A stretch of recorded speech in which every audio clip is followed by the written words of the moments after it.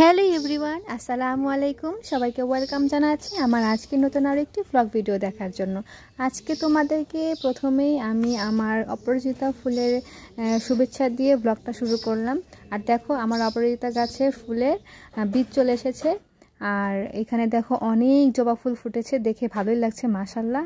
আর সচরাচর যেটা থাকে আমাদের কবুতর, তো সেটা দিয়েই ব্লগটা স্টার্ট করলাম। আর এখানে দেখো আজকে আমাদের পুরো মাসে চাউলের বস্তায় আনা হয়েছে, সেই সাথে আটাও নিয়ে আসা হয়েছে, সেইগুলো গুছাবো।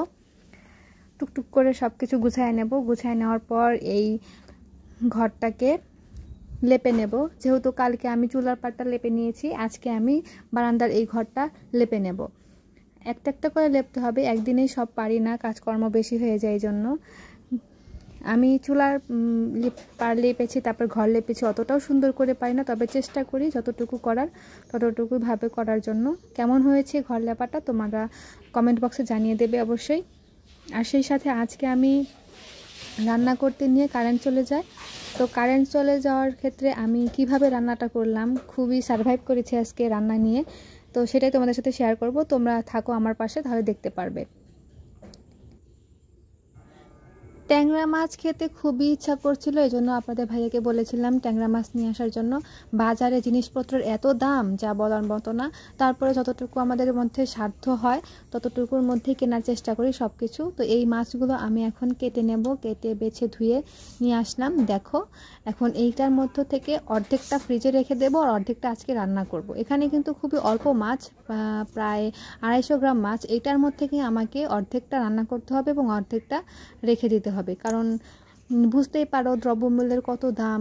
আমাদের হিসাব করে চলতে হবে, মধ্যবিত্ত যেহেতু আমরা তো আর বড় লোক না যে সব সময় আনলাম আর খেলাম হয়ে গেল। হিসাব করেই সব কিছু খেতে হয় আর কি।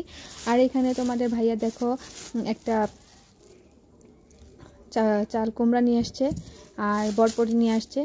তো এগুলা গুছায় নিচ্ছি, সাথে আরও অনেক সবজি ছিল, তো সেগুলো গুছায় নিচ্ছি। নেওয়ার পরে আমি রান্না করতে যাব।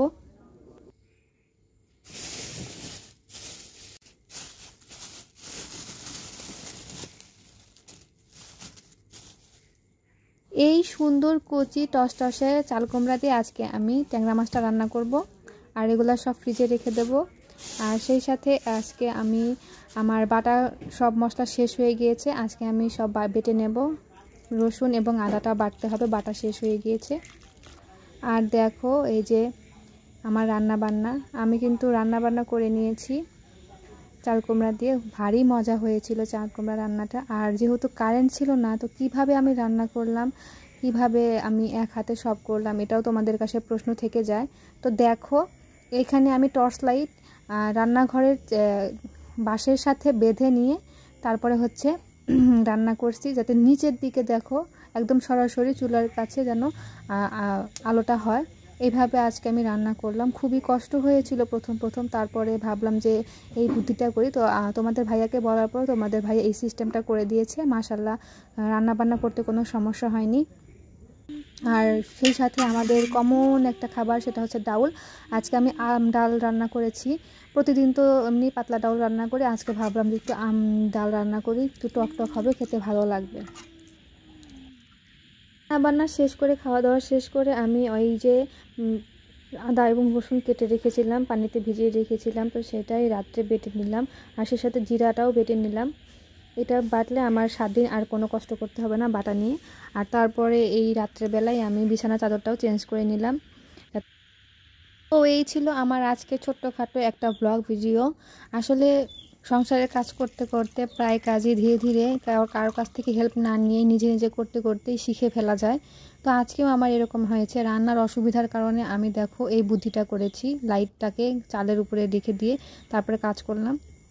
তোমরা যারা গ্রামে থাকো তারা কি কখনো এইভাবে রান্না করেছো, আমাকে একটু কমেন্ট করে জানিয়ে দেবে। আর আজকের ব্লগ ভিডিওটা তোমাদের কাছে কেমন লেগেছে অবশ্যই কিন্তু কমেন্ট বক্সে জানিয়ে দিবে। আর যারা যারা এখন পর্যন্ত আমার ভিডিওটা দেখেছো কিন্তু এখনও সাবস্ক্রাইব করোনি চ্যানেলটা, অবশ্যই চ্যানেলটা সাবস্ক্রাইব করে দিবে, লাইক কমেন্ট এবং শেয়ার করে দিবে। সবাইকে অসংখ্য ভালোবাসা, শ্রদ্ধা এবং সবার প্রতি দোয়া জানিয়ে আজকের মতো আমি বিদায় নিচ্ছি।